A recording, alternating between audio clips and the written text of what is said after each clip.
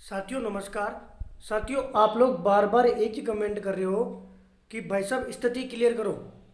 कल भाई साहब उपेंद्र यादव जी ने दो बात बोल दी थी कि 4-5 तारीख को एग्ज़ाम नहीं होगी। साथ में उन्होंने एक बात ये भी बोली थी कि हालांकि अधिकारियों को ये सुझाव दिया गया है और उस सुझाव के बारे में आप लोगों तक वो बात पहुंचाई गई थी। साथियों इसमें मेरे हिसाब से कोई कंफ्यूजन वाली बात नहीं है।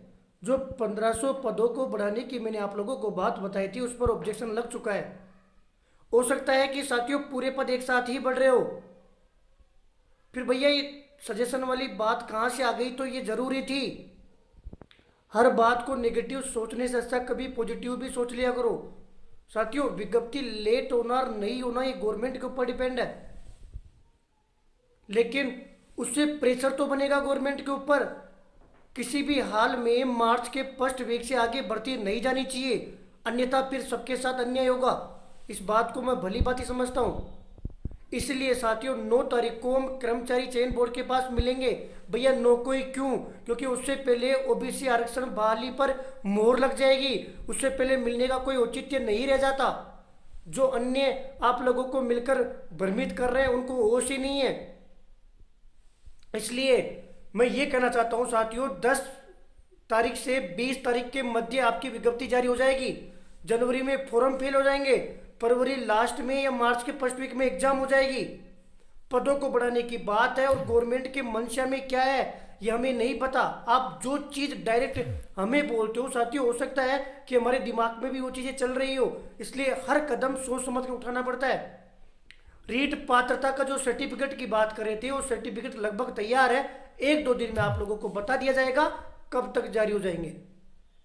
इसके अलावा अगर आप फिर भी इसके अंदर उलझते जाओगे तो साथियों उलझते रहो। जो सूचना थी, जो सत्य था वो आप लोगों तक बता दिया। अब ये सत्य किसी के लिए मीठा भी हो सकता है, किसी के लिए कड़वा भी हो सकता है। हो सकता है जो बात बता रहा हूँ जो इससे सहमत है उसके लिए अच्छा होगा, जो सहमत नहीं है उसके लिए गलत होगा, बुरा होगा। लेकिन सत्य साथियों सत्य होता है। सच्चाई का सामना आपको अपनी परिस्थितियों के अनुसार नहीं, जो सत्य है उसके अनुसार ही करना पड़ेगा। और अपने आप को इन चीज़ों में मत उलझो, पढ़ाई करते रहो। 5-10 तारीख तक स्थिति स्पष्ट होते ही आपको क्लियर पता पड़ जाएगा।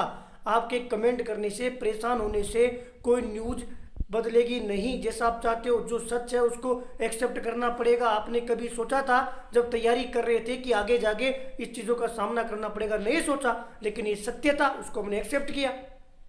2-2.5-3 महीने सिलेबस आए हुए हैं, आराम से पढ़ो, बहुत सिलेबस है, हर चीज़ है। फरवरी लास्ट मार्च फर्स्ट वीक मानकर तैयारी करो।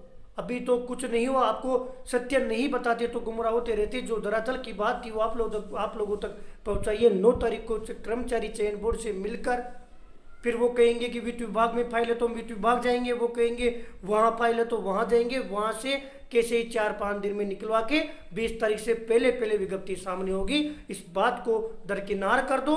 क्या हो रहा है, क्यों हो रहा है, केवल और केवल अपने ऊपर काम करो। आप कितना पढ़ रहे हो और कितना याद है, इसी चीज़ पर सटीक रहो, अड़े रहो। धन्यवाद साथियों।